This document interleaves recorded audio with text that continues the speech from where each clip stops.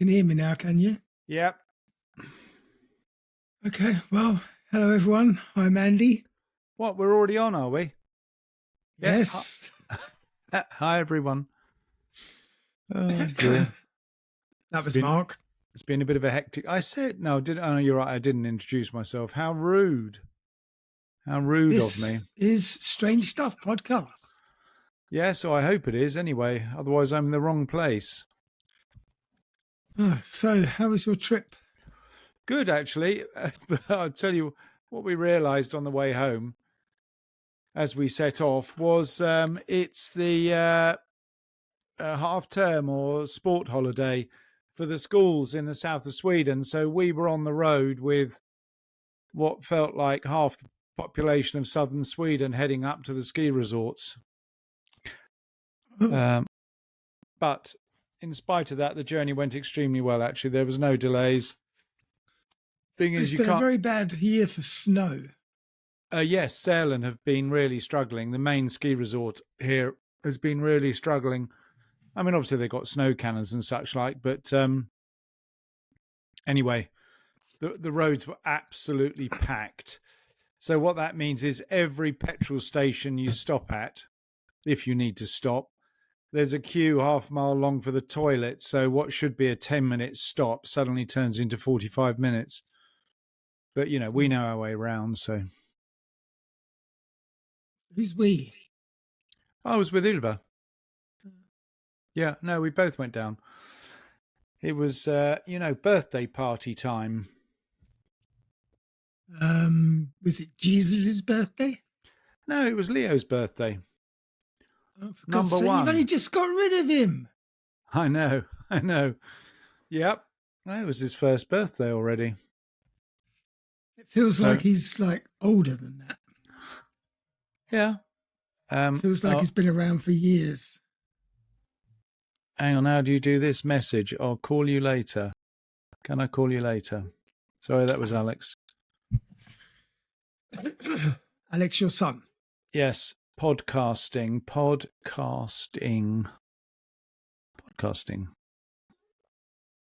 Yep. Yeah, so that was good fun. We also didn't realise this ridiculous Eurovision Song Contest malarkey. Oh, is it that time? They had one of the primaries in Gothenburg, so it goes on forever. Fucking primaries in England. We're just too embarrassed to even talk about it. Yeah, you're right. But here, it lasts for 7 months. Yeah, they have heats and everything. It's unbelievable. Yeah. Anyway, so but it was it was a good weekend. We had a very nice meal for those that live in Gothenburg.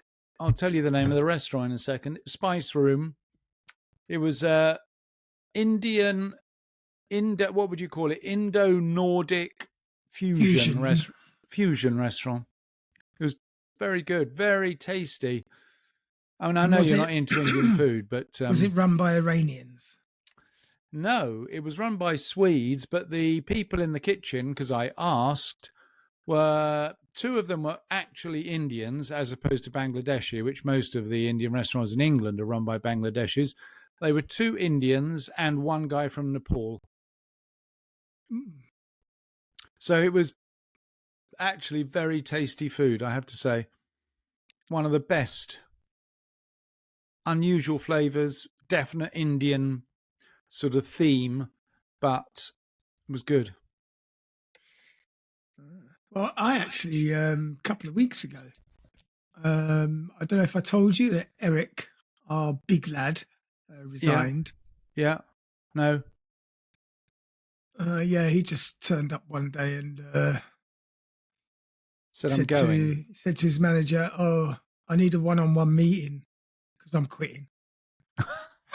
God. Yeah.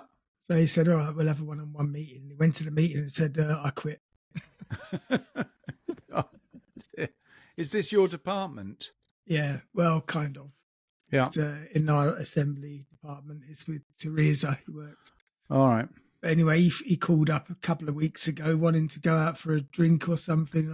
I was was too late. It was already a Friday evening, and I Yeah. was in for the night. But I said maybe next Friday. So we met up. We went for a pizza, All right. Yes. and we went to this pizza restaurant or just outside the centre of town called Viking, Very and Italian it or was the American. best pizza I've ever had in Oh, Sweden. really? All right. It was Okay. Good. absolutely brilliant. It was like a deep pan American style pizza. I was going to say it wasn't a kebab pizza with white mush sauce spread all over Exactly. it. I don't understand. All the pizzas in this country look the fucking same. They taste the same. They're I flat know. and greasy. Yeah. Yeah. This was absolutely wonderful. I've Really? never, ever had anything like it in this place. It All was right. expensive. But it's the What are we first talking? time. What are we talking? 175 crowns. All right. Okay. Well, yeah, that is expensive, actually. It was big. And it's the first time I've ever actually put any pizza in a box to take home with me. Oh, really? All right. Yeah. Okay. So your little tummy couldn't cope. I did eat it as soon as I got home. Well, in fact, yesterday, that was on Friday, and yesterday, have you ever eaten at a Texas Longhorn? Good God, of course. Yeah, I'm sure you have. They used to have one here, but they changed it now to Meet Us. Oh, right. Okay. Same concept, though. Yeah, but they had them in Stockholm. Yeah, they did. That's right. At least two that I went to in Stockholm. Yeah. I had we had a very nice, is it not really Tex-Mex? It's just Texas, isn't it? Basically. Anyway.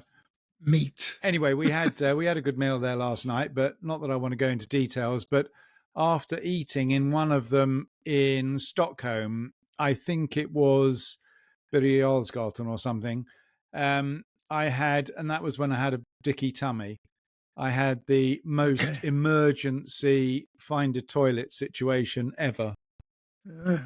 It was a combination of it was the combination, I think, of freezing cold beer, because they serve the beer in iced glasses. Yeah. And obviously at that stage I didn't know that I was gluten and lactose intolerant. So I had a beef burger, which with the bread and the beer containing gluten and all sorts of stuff. And it really did my arse in, as one of my friends used to describe it. So thank God for Espresso House in Stureplan is all I can say. I bet they were really grateful for your custom. They were, actually. Jesus, who's been in there? Oh, dear. Well, Devil dashed the whole room. No, of course not. But it was probably pretty noisy for all the poor people having a chocolate brownie and a cup of coffee. Well, you don't have cups of...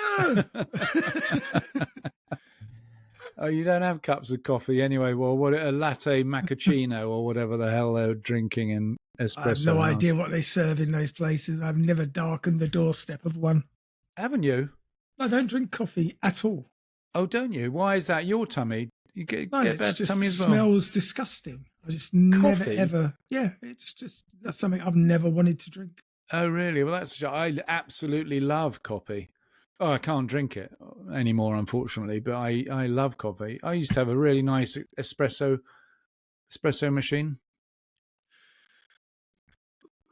Anyway, what's going on in the background? Is that Satan in the background cleaning herself? Yes. All right. Yeah, she's. I tried to let her out today. She sort of went outside and came back in again. It was quite mild outside. We've had a week of minus 15s and 20s. And all right. Okay. +3 again. Yeah. Stupid country. And I've got to go to Stockholm on Wednesday. Why? I'm going all over the place. Car service. You have to take it to Stockholm. Is that the Range Rover? No, it's the little French number, actually. That's in Stockholm. I could go to Malmo, of course. Drive for 10 hours instead of 3. Oh, stupid that you can't get it done more locally. I think they will. I think they'll start using Renault garages soon. But no, so I'm going all over the place. Gothenburg one day, Stockholm the next. So yeah, in fact, I was totting up my mileage, total mileage that I do in a year is something like 32,000 kilometers. It's more than me. I know, it's ridiculous. Do you do any claiming on that on your tax return? What tax return? Well, I do a tax return, but I don't do anything for business. What are you talking about? You can't claim business mileage as a pensioner. I don't know what to do this year because this is the first year in a long time that I can't really legitimately claim mileage. All right. Yeah. But I want to. It's like, Why? How long? What do you have to do to qualify for mileage to go to work? More than 40k or something? More than the 5k each way that I do. Yeah, exactly. That would be stretching it a bit, wouldn't it? Yeah. Yeah. Yeah. So what else is going on? We got Trump. It's so I don't know if you can picture. You can literally picture the room when he's sitting there with Netanyahu, and Netanyahu says to him, "Hey, Donny, I've got a great idea. Let's turn Gaza into a resort. Yeah. It can be like the Middle Eastern Mar-a-Lago." And Donny says, "Oh, that's a great idea, Netanyahu. Yeah, I could put a golf course in the middle of it." I know. So he goes out and has a press conference, doesn't speak to anybody. And there was this woman in the background. I don't know who the hell she was. And her eyes were out on stalks. It was just ridiculous. I mean, it was just, and there was another fellow who literally did that behind him. One of his supposed advisors who'd obviously been bypassed in this American policy decision to turn Gaza into a resort. And you think, I mean, isn't that just continuing to do what Israel is doing and just remove the Palestinians? No, but that's exactly it. I mean, just think if you were a Palestinian listening to that, yeah, we'll just remove your home, ship you off to somewhere else so we can make a casino resort out of it or something. It was but I mean, the Americans have got history of that, of course. Well, Native Americans. I was going to say. And now, of course, the Native Americans have got their own casinos. But, it's just you could literally see how the conversation went. Wouldn't you like a resort, Donny? You could have Mar-a-Lago. I mean, it's just unreal that the fellow just has no idea of, what do you call it, geopolitics or something. Well, I mean, he clearly doesn't understand anything. He doesn't. And then you get people coming on the radio thinking that's, he's a great idea. He really has some good ideas. He really gets things done, peace in the Middle East. And you think, well, what about those poor 2 million Palestinians who used to live there before Israel destroyed their homes? Well, he told you Turkey can have them. Turkey. It was Jordan and was it Saudi or somewhere? Yeah, and probably. Saudi was, what are you talking about, you idiot? We're not going to allow you to open up. I mean, the Saudis are a dry country. They're not allowed to drink. There? Who's going to go there? It's like saying who fancies a stag weekend in Kiev, in Afghanistan or something. I mean, it's just, oh my God. Great idea, Donny. Oh, and of course, this is not such a funny thing. Unbelievable! This it wasn't really a school. Well, it was a school shooting, an adult school shooting in Sweden. Talk about out of character, sort of. I mean, it's kind of past time, really, because Sweden does tend to do what America does. Well, you're right in that regard. But, this, what do you call these people who don't have girlfriends and don't have a job and they just sit in front of their computer, a bit like you? What are they called? I6? Handsome young men. No, they're not. Fuck you. ICEL. The In word you're in looking for is incel. involuntarily celibate and something. I am not an incel. No, And I don't just sit in front of my computer. I was out no, with my lovely Teresa Friday. no, but you know what I mean. I mean, I mean, obviously, I say obviously, they haven't released his identity, but he's a native Swede, hunting license and rifle license and everything. And most of the victims, unfortunately, were obviously I say foreign nationals. You know what I mean? Yeah, but Immigrants. that was So bound to be because the school he attacked was a convux. So yeah, it adult education. incorporated the Svenska for Idiots classes. Exactly. So, but it was just like he had 3 weapons something on him. So he was obviously prepared for a real shootout. Well, And I don't know if he was prepared for a real shootout, but Robin now is worried because he thinks that this is a catalyst that the government will start coming for their guns. who's Robin? One of your Robin, one of friends? my workmates. That the Robin, who government was. fixed your computer.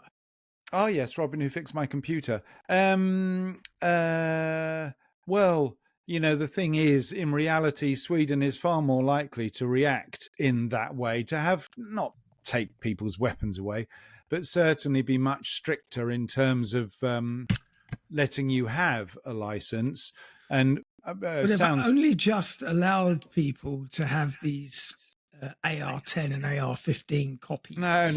You can't have automatic weapons. No, they're not automatic, but they are basically AR-10s and AR-15s, but they are semi-automatic. And Robin bought one of each. What? Well, you can't go elk hunting with You can. You can buy one with a big bore, which is the AR-15 model. And it's a moose hunting rifle, but it looks like an assault rifle. All right. Anyway, I mean, what can you do? I mean, the fellow obviously had problems, mental problems, been unemployed for several years. Everybody described him as a bit of a loner, but yeah, but I mean, that doesn't really. It's not really a profile thing in Sweden because everyone's a fucking loner here. You mean they're all potential Yes. school shooters? Yes, there's no such thing as a gregarious Swede, is there? I mean, there's if you had a pub full of quiet people and a Swede walked in, nobody would notice. I mean, as I say, we shouldn't be joking because it's a tragic situation. But anyway, whatever. What I didn't know, it's a bit macabre. It's probably for Richard's side of things. But what I didn't know was they were interviewing the police, and there was some poor woman who was the fiancée of one of the people that got shot. And she was saying they wouldn't let me see him. They wouldn't confirm his identity. It's been 2 days. And we know he was there and we can't contact him. So we know he's definitely, but we can't see him or anything.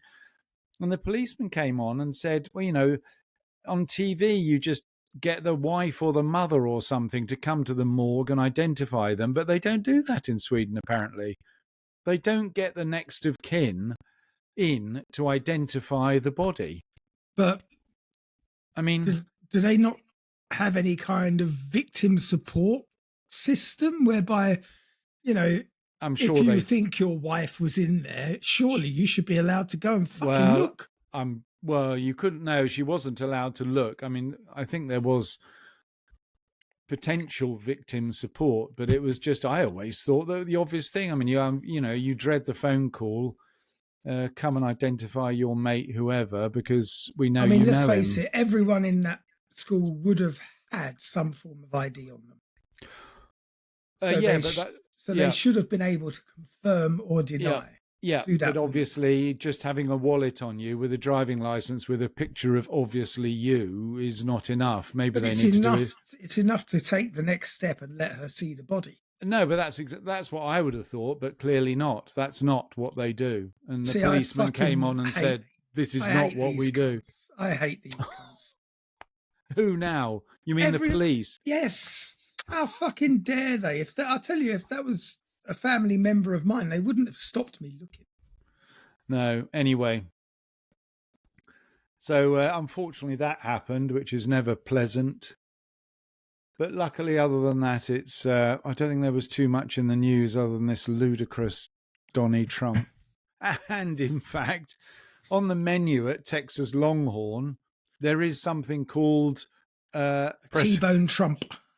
a Trump burger. A Trump bugger.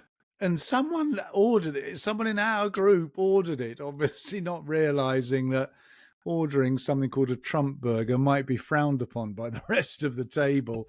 And in fact, Alex said that's a bit politically incorrect, isn't it? To order what was Trump. What was Trump about? I don't know. It obviously had some orange cheese on it or something. I don't know. A fat burger with orange cheese on it. Oh, that's just basically a burger. Oh, anyway. But yeah. It was actually, it was a sort of more of a fun place. The meal wasn't too bad. Little Leo, he was obviously, as you know, 1 year old. So he lasted. So he probably just had a sirloin. Alex introduces him to some pretty spicy cooking. And when it's too spicy for little Leo, he gives this really not happy look like, what have you given me, you idiot? Alex is trying him on refried beans and guacamole with chili bits in it and things, which is good. I mean, I'll tell you what, that little fellow is going to be interested in food because he gets to try absolutely everything. Anyway, whatever. At least that's back on a happy subject. So, come on then. You've had at least 40 minutes to do some research. So, what did you come up with? Yeah, thanks for the warning. Just for those listening, Mark phoned me and said, "Oh, I'm back sooner than I expected. We can record today." And I had nothing. So, yeah, I had 40 minutes. So I've come up with quite a good one, actually. And it's so good, it's probably going to be a two-parter. Oh, my God. Really? Yeah. All right. And is it to do with aliens? Illegal aliens, perhaps. Oh, no. I don't like the sound of this at all. It's the story of something that affected the internet and the world in a big way. All right. It's the story of the Silk Road. All right. Well, we still like the I don't know why it's going to affect the internet. We know where the Silk Road goes. So, sorry, where does the Silk Road go? It goes from the east coast of China. Oh, you're thinking of the original Silk Road. Oh, all right. I'm talking about the Silk Road of the dark web. The fellow that's just about to be released from prison by Trump, or has been released from prison by Trump. Has he? Yeah. Oh, I didn't realise that he was up for release. In that case, that makes us current.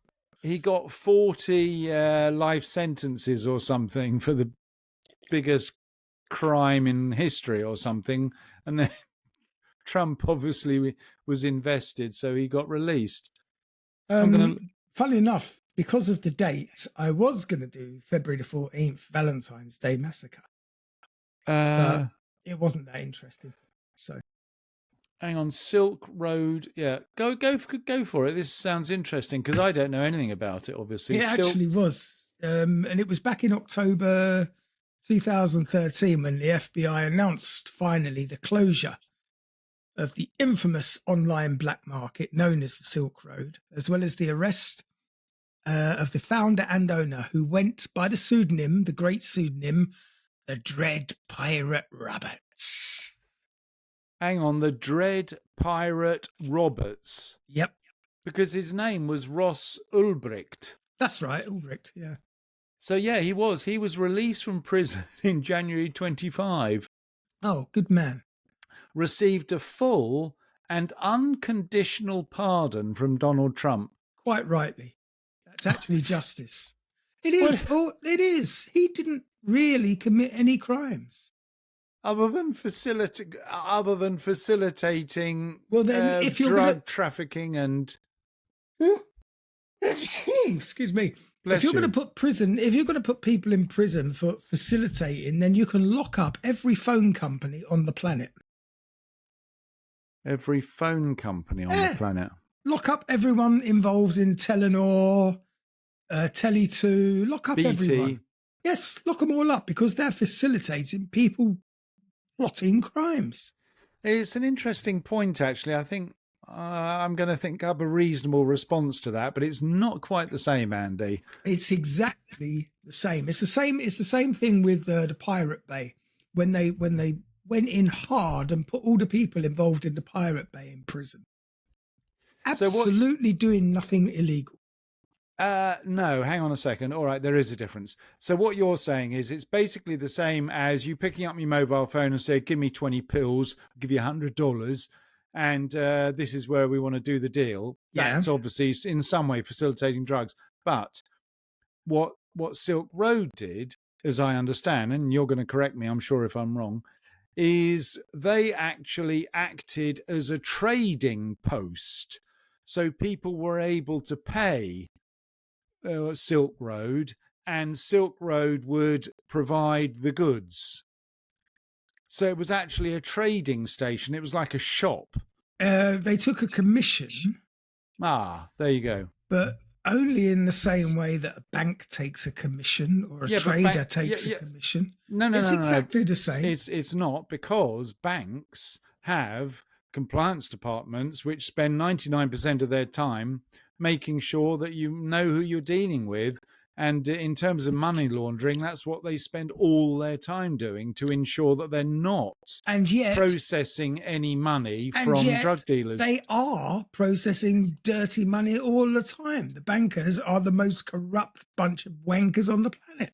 I'm not. I wouldn't even argue against that. But no, you can't. No, but the point is that they're not breaking the law in the same way that you're talking about. Oh, you mean because they're not doing it out in the open, because they do it behind closed doors, that's okay then? I mean, it's you're sort of getting a bit conspiratorial, but I mean, of course I understand what you're saying, but it isn't quite the same. Anyway, we're going to find out why. You're going to tell us now why this fellow Ulbricht, who looks a bit of a geek. He would. The best people always do, unfortunately.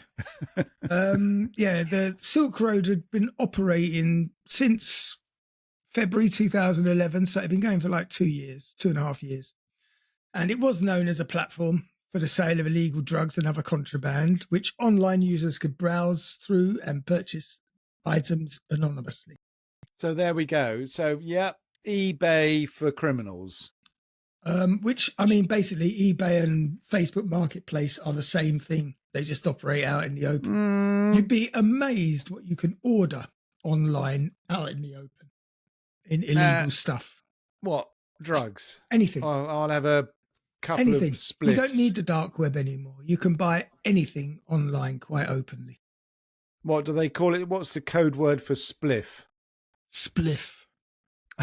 But they don't even bother. They just say, how many weeds you want? How many pots can I get you? Is that right? Yeah. All right. I think I was going to say I'll check it while we're talking, but I don't really want to do searching for how do that. Buy a joint. Search for how do I rent a hitman? Yeah, exactly. Please do that. Dear. Do you think they actually follow? Do you think they actually do? If I said I want to find a hitman, that they'll pick that up? You know damn well they do, because they listen to our conversations. Actually, that's true. What came up last week? What was it? Something ridiculous that you would never have guessed. Yeah. No. I think I exactly typed a word and the first letter of a completely random question, and there it was on the top line. Yeah. Anyway, so 2011, and it's a known marketplace for dodgy goods. Well, I mean, because it was basically a platform that was made available, so people utilised it in the ways that they wanted to utilise it. It could have been used as a religious meeting point. But it just happened to be used by criminals. It just happened to be used as a dumping place for criminals. And they weren't all legitimate criminals. Some of them were just scammers. You'd be amazed how many people tried to organise hits, paid money, and nothing happened. What? So you mean people? Well, no. Yes. So sorry, was it's a fact. this Silk Road thing? Was Yes. it accessible by me on my laptop, or did you have to know Yes. how to? No, if you know, needed, have the funny handshake on the dark web or something to be able to get in touch you with had to them? do a funny handshake on the dark web. You had to use the Tor browser or the Onion browser. It was the only one that would allow you to access it. But anyone could install that software and then learn how to navigate through the Silk Road and find whatever you wanted to find.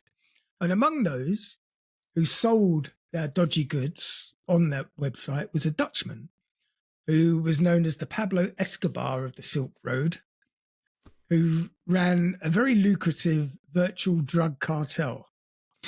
Well, hang on. What do you mean virtual? They weren't Well, actually supplying drugs to anybody. No, I mean it was in the Ethernet. It was like virtual. It didn't exist in real. He had no cartel, but it may as well have been a cartel. But was he actually trading in drugs? Oh yes, two corrupt federal agents who were responsible for extortion and other crimes. There was a boyfriend and a girlfriend selling drug selling partnership who were known as Silk Road's Bonnie and Clyde, and there was a gynecologist who allegedly moonlighted. What was he doing? He had allegedly moonlighted as an underground drug dealer. These are just examples of people who were like resident on the Silk Road. And with several of the Silk Road administrators and its biggest sellers arrested, it wasn't long before another version, Silk Road 2.0, appeared on the internet in November of 2013, like a month later. So these people, you could literally just order your drugs and they'd post them to you or something. Yeah. They would get them delivered either through the normal postal system or through a courier. Now, Silk Road 2.0, unlike its predecessor, this new iteration was involved in many more other illegal acts, including the distribution of child pornography. Now, in response, the FBI launched Operation Onimus in order to apprehend those who had resurrected the most notorious online marketplace. So was it the same people who did the second one? No, because they'd arrested those guys. All right. In July of 2013, a package from Canada was intercepted at the border as part of a routine mail search, and it was found to contain 9 fake IDs, each with a different name, but all bearing the same photograph. Homeland Security was notified and duly dispatched agents to the address that the parcel was headed towards, which was on San Francisco's 15th Street. When they knocked on the door, they were met by a young man named Ross Ulbricht, the same man in the photographs. Aha. He told officers that the people he lived with knew him simply as Josh, and one housemate described him as always being in his room on the computer. During this same time, the FBI had launched an investigation into an illegal online marketplace that had sprung up since 2011. And agents working the case identified the founder of the Silk Road website by his username, Dread Pirate Roberts. And they were getting closer to learning his real identity because of a series of missteps by the owner of the online drug bazaar. But hang on a second. If the FBI have knocked on this bloke's door and they can see that he's got 12 identities, surely that means criminal. Why didn't they just arrest him? But they don't know he's the Silk Road owner at this point. No, but they know he's got 12, or he wanted 12 identities. He's ordered 9 fake IDs for some reason, but how big a crime is that? I mean, every school kid in America has a fake ID. How big a crime is it if you don't actually use it or attempt to use it to procure goods or to... I certainly... He doesn't sound like a Robin Hood character, let's put it like that. No, but although it's a fake ID, is it a crime? Well, I think it is. It depends what Why? you're going to do with it. Well, that's it. If you haven't done anything with it, it's no crime committed. It's like me having printed my own driving license. If I don't use it to drive a car, why does it matter? All right. Carry on to the next bit. So, launched in February 2011, the Silk Road was operated by Tor, a hidden service, as part of the dark web. It was named after the historical Silk Road, which you alluded to earlier, which was a network of trade routes that began in the Han Dynasty of China in 206 BC and operated throughout Europe, China, India, and many other countries until AD 220. The website was founded and owned by an anonymous individual. Hang on. The original Silk Road didn't stop operating in AD 220. Yeah, it was probably replaced by other trade routes. This was the original Silk Road. It was overland, I'm guessing, in those days mostly. Well, you can see it is. It's all the way overland, all the way to Europe. Yeah, well, probably seafarers took over at some point. Maybe. Yeah, all right. Anyway, carry on. So, yeah, as we heard, it's run by the individual with the username Dread Pirate Roberts. Arr. And he was, I don't know if you remember the film, The Princess Bride. That's where the Dread Pirate Roberts comes from. Was that E. Grant? Richard E. Grant might well have been in it, actually. I don't know. I can't picture the film, but maybe it will. Other than that, yeah, carry on. Yeah, it's a long time ago now. It was 1973. I was only 12. No, that's not the film then. Oh no, that was the book. Sorry, that was the book. It was 1973. It was a fantasy romance novel. And the Dread Pirate Roberts was known for his libertarian ideals and for criticising regulation. Two other anonymous individuals who were closely associated with the growth and success of the site went by the pseudonyms Variety Jones and Smedley. Smedley. We know Smedley. Who's Smedley? Smedley's a character out of Lord of the Rings, isn't he? No, that's Schmiegel. Oh, is it? I was close. Not close. So development of the marketplace had begun some 6 months prior to launch. And initially, there were a limited number of new seller accounts, with prospective sellers having to purchase an account in an online auction. So they actually had to bid to get a spot to sell anything on this website, which is a good way of weeding out the fakers. Okay, yeah.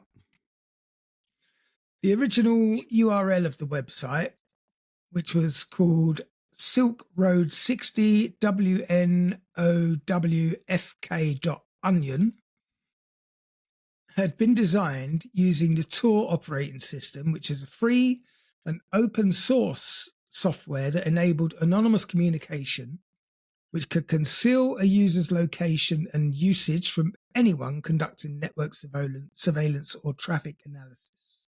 And it was also, actually, the Tor network was developed by the American military in the first place. All right, yeah. As a little factoid. The primary purpose of the Tor project was to protect the personal privacy of its users, as well as their freedom and ability to conduct confidential communication by keeping their internet activities unmonitored by your nosy government bastards. But, you know... Look, I don't know if you read what's happening with Apple at the moment.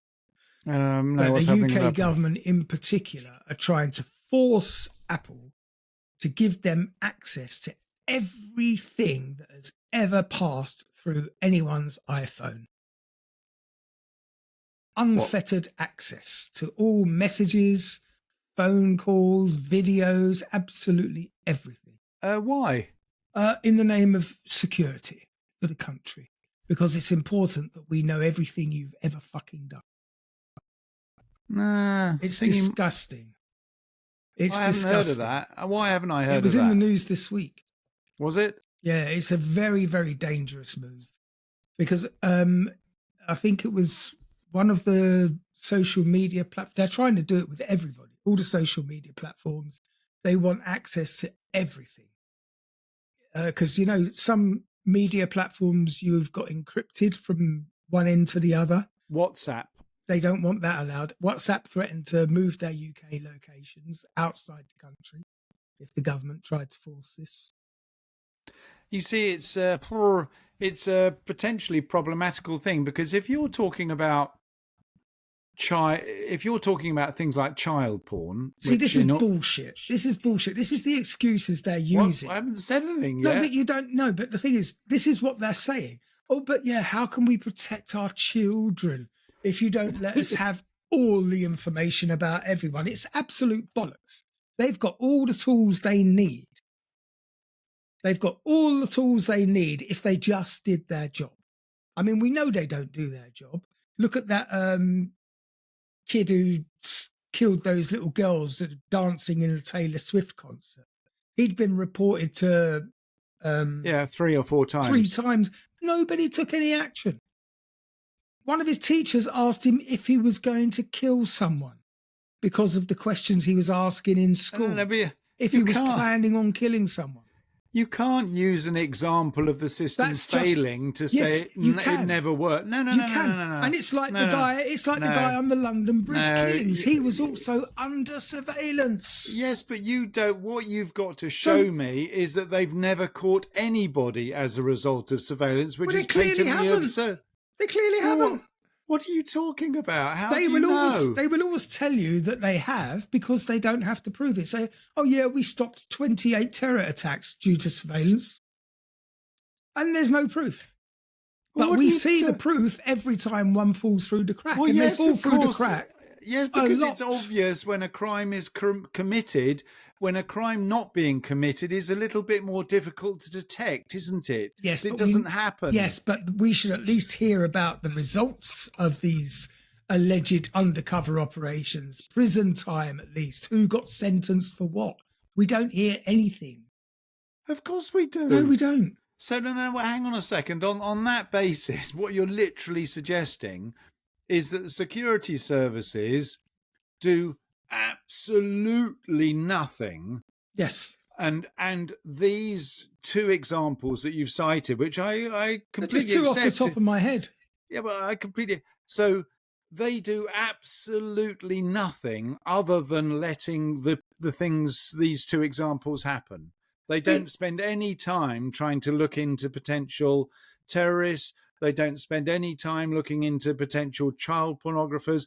They do absolutely nothing other than allow these things to happen. If you want to track down child pornographers, you do not need everybody's access to everybody's phone in the country. That is bullshit. All you need to do is log on to the same forums that the child molesters go to and get to know them. That's all you need to do. It doesn't take a genius. And you don't think they do that? I don't think they do. I really don't think they do. Because there's just so much out there and nobody seems to do anything. Right. I really do believe. But it is a preposterous. It's not. I do believe that they do fuck all. But they have divisions within the police forces that are specifically targeting child pornographers. Yeah, but you're putting your faith in the fact that these people do their jobs. I'm not suggesting that they may not be very good at it, but they certainly exist. And they are there. And you don't think, oh, hang on a second. Ooh, maybe we should join one of the forums. You don't honestly think that they don't do that sort of stuff? They certainly don't do enough of it, because how easy would it be to catch them? It's a lot easier than you might imagine. You don't have to be a genius to be a copper. In fact, stupidity is a fucking quality that they look for. Anyway, I wasn't aware of that they wanted access to all.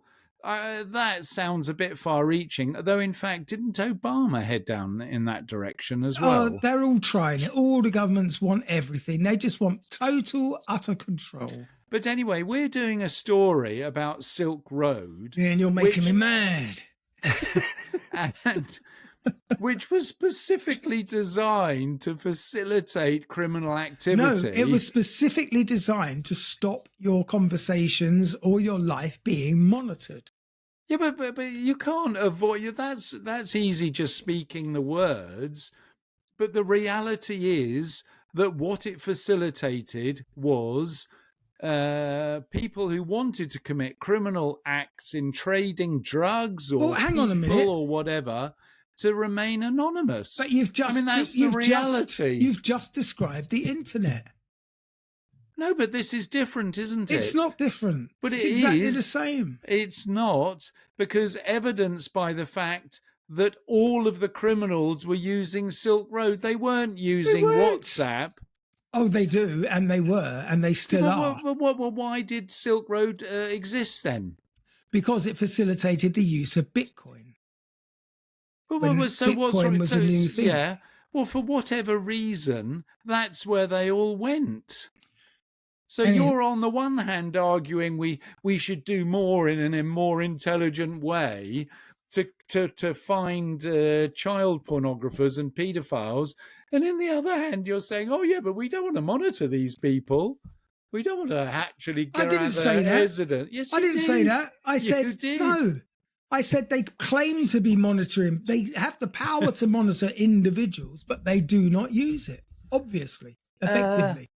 No, but this is where I don't quite understand. I don't believe that what the words you're speaking fully describe the situation, because it's incredibly difficult to get a court order to tap a phone and all that sort of thing. No one has a phone anymore. You can't tap phones these days. No, but don't you remember you had to go to court to well, what do you think the whole of this yes, but that's what they're newspaper that's what they're trying to bypass now, is that they want unfettered full access. No, but it can't to be everybody. No, it can't be, because for instance they've I'm just telling you what I was reading in the news. But Prince Harry just got awarded God knows how much for the phone hacking. Yes, because it happened in the olden days. Well, it happened 10 years ago. Well, it happened while his mum was alive. No. Yeah, I'm pretty carried sure, on. pretty sure. No. It included Meghan, and he's been going out with Meghan for about 10 years. They've been fake married for 10 years, maybe. Anyway, we got sidetracked and you went off on one of your I've forgotten what we're talking rants. about. I mean, I don't know about you, but I'm lost. So anyway, we're going back to this fellow. It's still only a few years after inception. I think we're still close to 2012 or 13. We're nearly at the end of this first episode. We haven't even started because of this disagreement about national security. It's not. It's someone talking common sense and someone relying on misinformation to promote their position. Right. Well, the ability to conduct confidential communication was achieved by the use of what was known as onion routing, which is implemented by encryption in the application layer of a communication protocol stack. And that's nested like layers of an onion.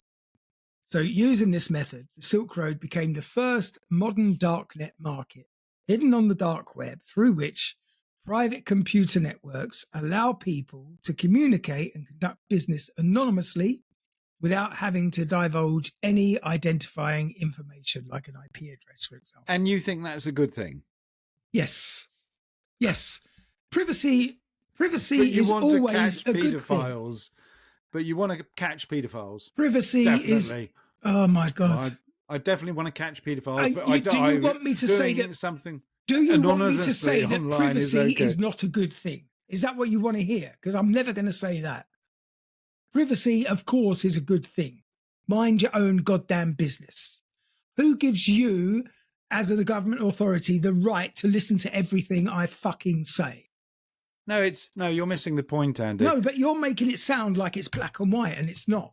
No, of course it's not black and white, but what you're arguing for is the elimination of the opportunity for police to do work. I'm not saying they should have access to all information. I'm not supporting this Apple concept. All I'm saying is that by asking for access to everybody's information, No, carte blanche, is absolutely against everything that I believe in. Yeah, but I do as well. I disagree that they should have access to everything. But when you have a website that is actually created specifically to facilitate criminal activity, and you're arguing it's a good thing that these people can do business anonymously, Well, I disagree. That's all I'm saying. A website that existed specifically to facilitate paedophiles and drug dealers, I think blow it apart. Have access to everything that goes on there, because the only people that are on it are criminals. Well, then you wanted to catch them 5 minutes ago. Can we also blow up the city of London then? No, but now you're ranting. But it's the same. It's full of criminals and paedophiles. And child eaters. Yes, baby eaters. And reptiles. Yes, lizard people. There's everyone. They're all at it. Anyway, so let's agree to disagree that you're happy to facilitate paedophiles and baby eaters, and I would like to give the evidence to the police so they can arrest these people. Well, we'll hand them your phone and see if they can. I guarantee if you handed them your phone, they would find something to come and question. What? That I've been dealing in child porn or something? Yeah, yes. They would make up evidence based on sentences taken out of context in conversations that you've had. They would do that. They would fit you up, because we know that the police do that. When they read that I'm looking forward to going down for my grandson's first birthday, paedophile. Yeah, then they will copy and paste. Code. Then they will copy and paste so I can drink his blood on the end, and you'll be in prison for it. Fuck me. Dystopian future we're looking at, and it's almost here. Oh dear. Anyway, right. So I think we've agreed that I'm making perfect sense and you're talking nonsense, but that's quite normal. But move on to the next bit. I made a mistake earlier when I said this could end up being a two-parter. This is going to be a 10-part series. No, it's not. Because we're not even 2 paragraphs in. I'm already getting bored listening to you. So Silk Road administrators eventually. I just want to hear this fella going to prison. Silk Road administrators eventually changed the way new seller accounts were set up, discarding the old system of auctioning accounts and instead establishing a fixed fee that was charged for each new seller account. Now, the website grouped every item listed for sale under specific categories. And those categories were? I'm telling you, such as books, digital goods, forgeries, forged money, and drugs. What? There's no paedophilia in there. There's no child molesting in there. They actually had a category that said drugs and forged money. Yes. These people must have been idiots. No, because they were untraceable. Yeah, but they obviously it's an anonymous... weren't. The fellow ended up in prison. They weren't untraceable. He ended up in prison due to a series of missteps. Otherwise, it would still be up and running today. Missteps. Okay. Yeah. And by the by, drugs was the most popular and widely purchased item sold. I'm sure it was. I'm sure they only sold aspirin. Well, it only reflects night nurse. It only aspirin. reflects the real world, doesn't it? Because maybe drugs they sold is the biggest seller in the world as it is. You're right. They were probably selling a little bit of Viagra as well, which may not have been good without a prescription. Drugs were also categorized under subheadings. Here we go. Yeah, oxy. Such as that one? Fentanyl. No, such as psychedelics. Oh, yes. Stimulants, dissociatives, opioids, and other. It's quite well structured, I have to say. It was better structured than Boots. Did they literally give you a shopping basket? Yes. So you have to cash out at the end of your shopping trip? Now, despite the illegal nature of the items for sale, the creator and the administrators instituted a terms of service that prohibited the sale of anything whose purpose was intended to harm or defraud. This included... If you've got a category... Wait. What? Wait. This included child pornography, stolen credit cards, hitmen for hire, and weapons of any type. Oh, well, So, that's okay. There you go. That's all right. So no one would lose any money if they bought forged currency, would they? That's not going to upset anybody. Why? How does anyone lose any money? It's not real. I don't understand. Yeah, let me explain it to you. How can you lose something that doesn't exist? But if it's all anonymous, did they have subcategories under anonymous categories that included child porn? No. What was the other thing? Hitmen for hire. It was a very, very respectable criminal website. You think it's back in the 1960s, honour among thieves and all that malarkey? Well, you'd be amazed because, like, in 2012, a sister site called The Armory, guess what they were selling, was launched, but it later closed down due to a lack of demand because they weren't selling enough guns. God. So there you go. By March 2013, which is 2 years after it launched, the Silk Road had over 10,000 different products for sale by anonymous vendors, 70% of which were drugs. Buyers were able to leave reviews. Good stuff. That was good stuff. Yeah, but it is a good idea. I mean, to have a review of a drug site is much more useful than to have a 3-star review of a hamburger joint. Fuck off. It's like, just why bother reviewing a fast food joint?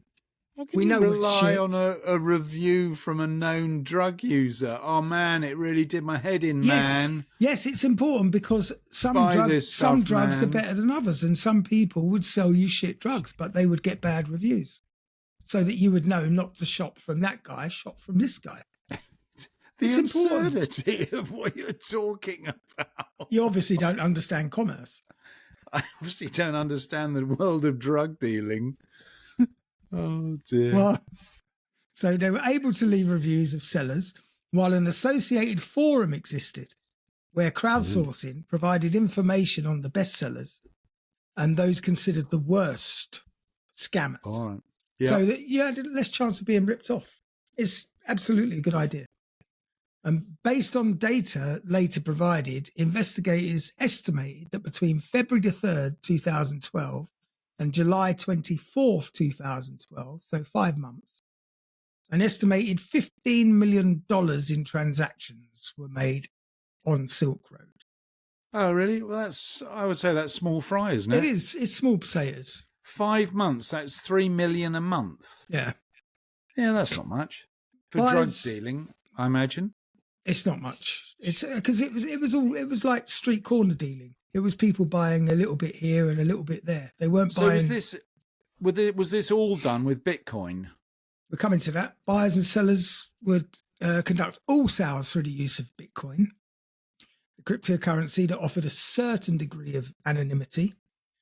Silk Road held all buyers' Bitcoin in escrow until the order had been received, and a hedging mechanism that allowed sellers to opt for the value of Bitcoins held in escrow to be fixed to their value in US dollars at the time of the sale in order to mitigate against the volatility of the value of Bitcoin. So does that mean that Silk Road were actually taking on that volatility? Yes, they actually took the risk. And any changes in the price of Bitcoin during transit of the items was covered by the Dread Pirate Roberts. Arr. So as long as Bitcoin kept going up, he was all right. Yeah. So they acted, and since it did between 2011 and now, with a few, with a couple of enormous leaps as well. So during the FBI investigation and a subsequent trial of Silk Road administrators, it was determined that between February 6, 2011 and July 23, 2013, the market had conducted and completed approximately 1.3 million transactions on the site, with the total revenue generated from these sales estimated at around 9,519,664 bitcoins, which was roughly equivalent to $183 million. So the average sale was $180 then. A couple $100. If it was 1 million transactions and it was whatever, Yeah, 180 it million. was all small sales. It was personal. This involved 146,946 customers and 3,877 vendors. So it is actually, sorry, this is up until 13. Yes. So this is this in the early, when did it close down? 2017? No, 2013. It's when it closed down in 2013. Yeah, it was 11 years ago. I remember it being all over. Oh, I see. So, all right. Well, I mean, you know. Yeah, they made out it was like worse than Osama bin Laden. I was thinking it was billions of dollars, not millions of dollars. No, I mean, the total commission collected by Silk Road and Dread Pirate Roberts was believed to be around about $11.8 million. I mean, that's basically nothing. Yeah, that's the commission. And then he must have made a bucket load on the appreciation of Bitcoin, even if you're holding it for 2 or 3 days. Well, according to information provided by users when signing up to the illegal service, around 30% of that money originated from the US. A further 27% chose not to declare their country of origin. And the remaining users were from every corner of the globe, including the UK, Australia, Germany, Canada, Sweden, France, Russia, Italy, and the Netherlands. All right. So what was his... Yeah, carry on. Yeah, we're nearly at the end of time. We've nearly done an hour. Well, we're going to go a little bit over so that we've got some inroads, but don't panic. So on March the 13th, 2012, the website opened the Vendor Roundtable, a part of the forum that was only accessible to Silk Road sellers. And over the 2 years it was in operation, Silk Road became the eBay of online drug dealing, with hundreds and probably thousands of vendors. The dealers sold MDMA, methadone, nitrous oxide, ketamine, weed, coke, and much, much more. And people from all over the world were able to buy any type of drugs. But everything that flowed through Silk Road did so under the watchful eye of the creator, founder, and owner, who attempted to remain both anonymous and one step ahead of the FBI. And I think that is where we'll leave it for this week. You can't argue that he was nothing but a bad actor. You can't argue that he just... Actor. He was a bad actor. No, he was a good actor. I saw him in a school play. He was fabulous. Because it was his intention to facilitate criminal activity. It wasn't. I just want to set up some, open network user facility for people. He specifically was targeting. Some tech guys would look at a problem and try and find a solution, and I think that's what he did. He looked at an issue where there was a lack of security, a lack of anonymity within the drug dealing community, and he just set out to solve that problem. And I think yes, that's what he should be lauded. What for making life more efficient for drug dealers? Yes, the American government do it for the drug dealers that they like. No, but you see, this is where, do you think the Sackler family should be slung in jail and every single penny they've ever made? 100,000%. Thank you. 100,000%, but only in the name of fairness. As well. Either put them in prison and strip them of their cash, or let everybody sell drugs. No, I think they should all be in prison, and I think every penny should be taken off every single one of them. Well, that's a bit harsh. That's what I think. No, it's not. It's not. It's not harsh at all. Well, so next week, after 48 minutes... I want the court case. After 40, court case we haven't got anywhere near there yet, because after 48 minutes of arguing about side topics, me and you would then try and get into the hunt for the Dread Pirate Roberts. But they know who he is. They've got his identity. They've got 9 of his identities. Hopefully next week we'll get straight into it instead of arguing about semantics. It's not semantics. It is. All right. Anyway, that's an interesting topic, Andy, I have to say, only because he How he would was you know? released. We haven't even talked about it. No, but it's the sort of thing, it's sort of like it could only happen in 2020 something. Well, yeah, because of the internet. Yeah, but it's more than just the internet. You got the internet, you got the ludicrous Bitcoin, the whole Bitcoin nonsensical stuff. So it's very much of our time that these things can happen. Do you ever wonder what happened to NFTs? Non-fungible tokens. Yeah. Aren't the celebrities still selling them? Honestly, I mean, who couldn't see that for a pyramid scheme when that first started? There were people literally making YouTube videos about how great it was and how much money they'd invested. No, but that's the thing. You see, you have these things that are.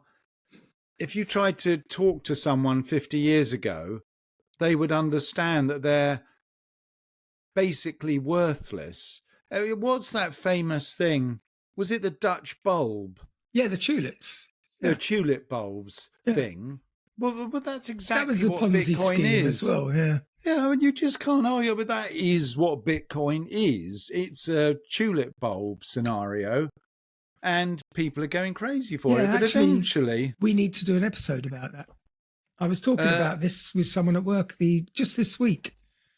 That's definitely with the Serbian princess, because she's a flower lover, and I said to her, "Did you know that the tulip was once used as a form of currency?" And she was like, "No, really?" Yeah, it was the first a bubble to burst. Yeah, speculation bubble, speculative bubble, market bubble. And that's that's when someone said, "I've got an idea." That's when they come to their senses. We can do this. We can do this with normal banking and rob everybody. What do you think the risk is? Because you're a bit of a tech supposedly buff. What do you think the risk is that someone will be able to hack into the Bitcoin algorithm or whatever you would describe it as? People have already stolen Bitcoin.